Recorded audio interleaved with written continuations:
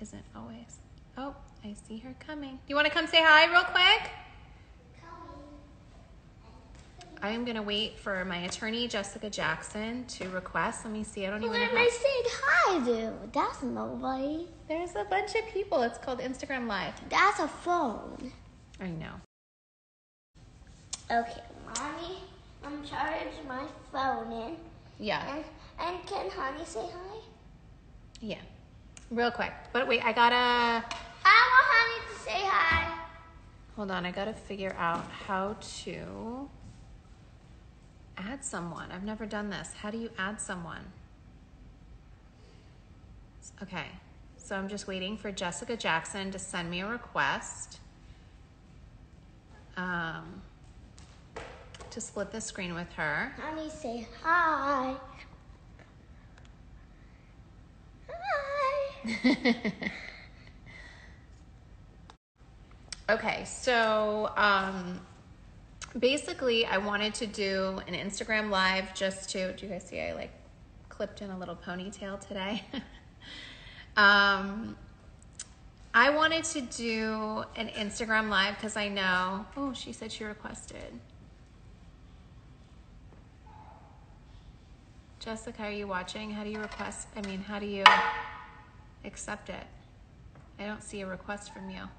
Does it pop up on the screen, you guys, when comments come in? Oh, Mommy? Yeah. Wait, no, for real. Remember I told you that I need like 15 minutes just to do this? Please. Yeah. Okay, please. Please. I know you requested, but I don't see it. It's not coming in. Northy, your dog.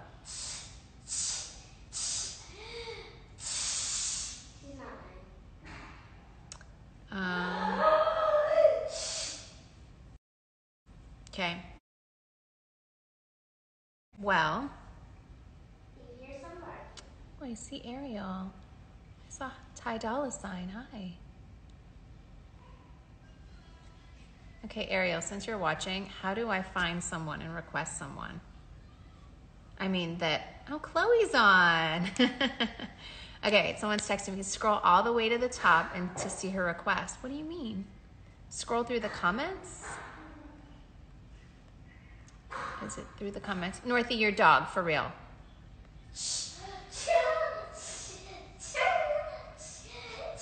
Okay, hold on. I'm scrolling through. I don't see it. Jessica, can you request it again?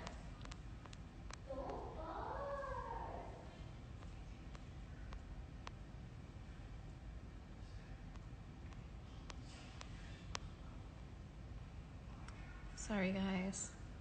Oh my God, Emily, eyebrows look perf. Well, I haven't had a chance to do them, so they're very bushy and hairy. Okay, so I'm sorry. I need to focus because I have to get Jessica Jackson, but I don't see it as a request. I might have to log off and do it again.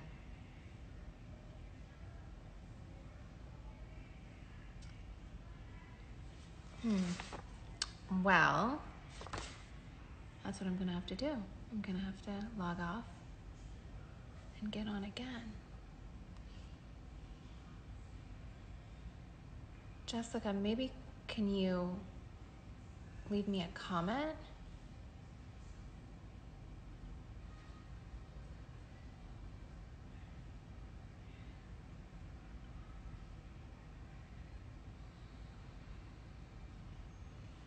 Guys,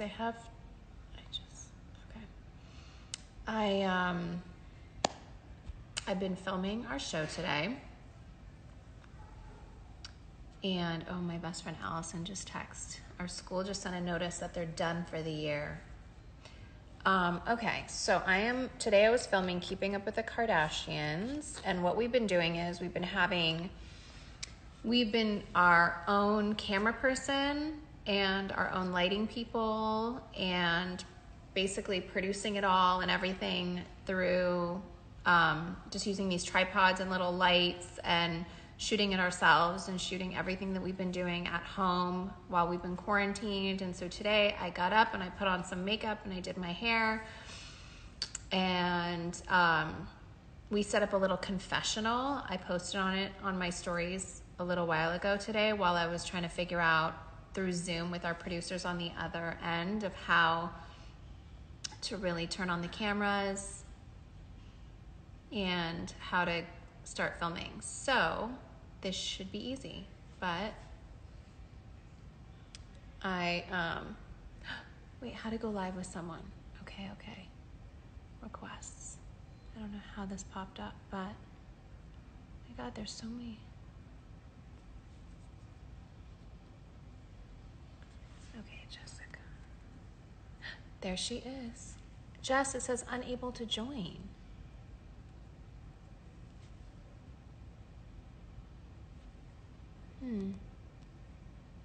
All right, guys, I'm gonna log off and figure this out because it's not working. I'm gonna try this again. Jess, will you request me? Go live with, actually, let me try this, Jessica. I'm gonna try to go live with Jessica. Okay, Jess, try to request me.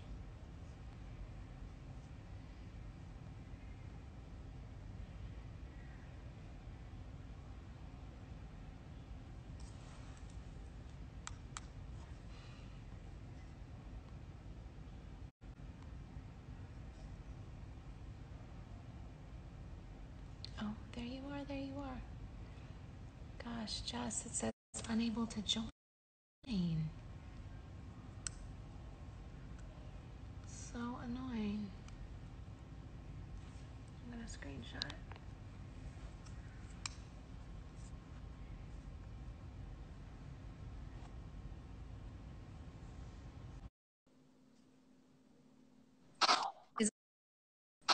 Is this? Well, We will figure it out. we will. Or maybe it goes. Does it go on my page too? Because we're together. It would make sense. Oh, it's on both. They're saying it's on both. Okay. Yay! Okay. Yay. I was like, I bet there's a great blonde joke coming out of this, but I know the fact that we can't figure this out is like really bothering me. So yeah, I wanted to do this because I'm so grateful for everyone that watched the Justice Project, and Jessica has been a huge mentor for me and a huge role in that project that I did, but just in my journey of going to school again and learning so much about the system. So I think that it can be really scary during these times where people that are in prisons and in jails are experiencing what we're experiencing out here and dealing with COVID-19, but it must be just so scary for them that they're in these confined spaces. They probably don't have as much information about what's really going on. And then on top of that, they're getting all of their visits cut, and that their loved ones can't really come to the facilities during this time because of coronavirus. So I just kind of wanted to, you're my go-to person of who I call when I have questions and want to feel things out of like, what do you think is going on, you know, in the prisons right now? What do you anticipate to happen? So I wanted to share that experience with my viewers to basically be on one of our personal calls about what I'm thinking, what I'm feeling, and going to my expert for the advice. well, thank you, and thank you for you, but we appreciate all the work you do all the time, but especially right now during the coronavirus, because you know there's 2.2 million people who are living behind bars right now that are essentially sitting ducks for coronavirus. They are stuck in tiny cells. They don't have the hygiene items they need. They can't get the soap, the hand sanitizer. I actually had a conversation with somebody in a facility the other day who said, you know, he's having to make the decision, should he buy soap or should he buy food to eat for while he's in there. And, you know, many of them can't get hand sanitizer because it has alcohol in it. It's a contraband item. And then there's, you know, 2 or 3 people. Wow, I never thought about that. Yeah. I didn't even know that. And sometimes, you know, there's 2, 3, 4 people living in a cell that's like 6 feet by 8 feet. You've seen the cells, Kim. You can't socially distance when you're living 4 people in a 6x8 cell. So, you know, people are terrified. They also don't have the protective gear they need. I got a message from somebody's daughter the other day saying her elderly father had to fashion a mask out of his underwear, right? Like, you think about the level of indignity that somebody is that desperate to protect their own life. It's heartbreaking. And the people inside are scared. Their loved ones are scared. And I was going to say, people that can't, come and visit, now they're getting that like love and communication cut off from them that they probably so enjoyed and needed for their soul. But now they probably can't even make these phone calls because they are so expensive, and like every outside communication is being cut off from them. So the loved ones must be really scared and frustrated also. yeah, it's terrifying. I mean, I had a loved one who was in prison, and I was terrified every day that something was going to happen to him. But that's even before Corona. You've also got people inside who are scared that something bad is happening to their family, and they can't afford to reach out. They don't have phone time to reach out and talk to them. So it's terrifying. We also know that the virus is actually spreading faster inside. If you look at Rikers Island, But I think the notion is just that, like, oh, it's safer because everyone is isolated. But what they're not really with 3 people sometimes, and you cannot social distance. You can't respect what they're asking everyone else to do outside because of their living situation. or you've got people living in open bays where it might be 100 people, 300 people in one big room with triple bunks. And then you've got people who are coming in and out of the facilities every day, the staff that works there that might be bringing it in or might be bringing it out to their families, to their communities. So it's really a high risk that the prisons and jails could end up accelerating the virus if we don't take the right precautions to protect people inside. Yeah. I mean, it's just so crazy to think of, like, for me, I feel like everyone is just now forgetting about people inside when there's a huge pandemic like this, and everyone is just kind of fending for themselves on the outside when there's so, like you said, 2.2 million people inside protection. So frustrating to see this happen and just to see that they're not safe. They don't have value. It doesn't mean that they shouldn't be redeemed. It doesn't mean that they should get a death sentence from this virus just sitting there. So what can people do? That's a one question that I get asked all the time. When the amount of phone calls I got after the Justice Project was like, okay, it's clear as day. I completely understand. You showed a whole different side to the justice system. But what can I do? What can I do to help? So what would you recommend for people to do? And I always want to know that when people ask me, where can I direct them to go? I know you work with, you're a co-founder of Cut 50. Maybe you can explain to everyone what that organization is and what people can do to really help. Well, I think, so I threw in my bio, I threw a link to a petition where you can sign our petitions to lawmakers. It also has a tool where you can call them directly. We've put together a safer plan. So their recommendations, Erin Haney, who you work with as well, jumped into action, worked with experts across the country, put together the safer recommendations that will help jails and prisons stay COVID-free, help protect people inside there. Now we need the lawmakers to adopt them and implement them. So I'd say go to my bio, go to the link in my bio, sign our petition. Tell your lawmakers, I care what's going on inside our prisons and jails. We don't want them turning into morgues. We want people in there to be safe. Our communities are going to be safe. So get involved and help us get this implemented in all 50 states and in the federal government. Yeah, I will. I'll post a link to that as well later so people can really understand how they can help. I mean, it's just crazy to think that, Alice Johnson, if, she wasn't out now, she would be just sitting there probably so scared that she was going to get the coronavirus.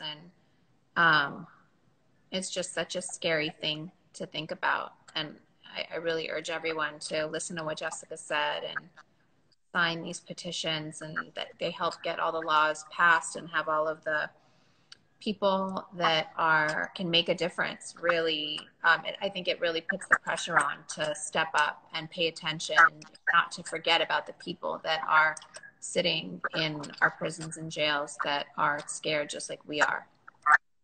Yeah. And Kim, you're I think it's important to know that we're all going to get through this together, though, and it's about educating people to understand what they can do to really help. Yeah, and you're a shining example of what happens when there's public pressure around the prisons and jails, and how we can actually get people out, because there are a lot of Miss Alice's. There are a lot of people in there who didn't even commit a crime, but are there because of a technical violation of probation or parole. So they missed a meeting with their probation or parole officer, or they didn't make a payment on time. Or there's a lot of people who are there because they just can't afford their bail amount. They haven't actually been convicted of a crime yet. So, you know, there's people all that of those stories, when you tell me them, just those hit so hard.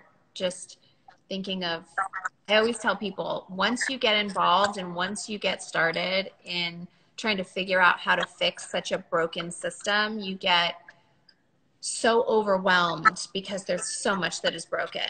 And when I hear about bail reform, and just to hear that so many people spend so much time behind bars just because they can't afford their bail, and how just unfair every single part of the system is, it really is overwhelming.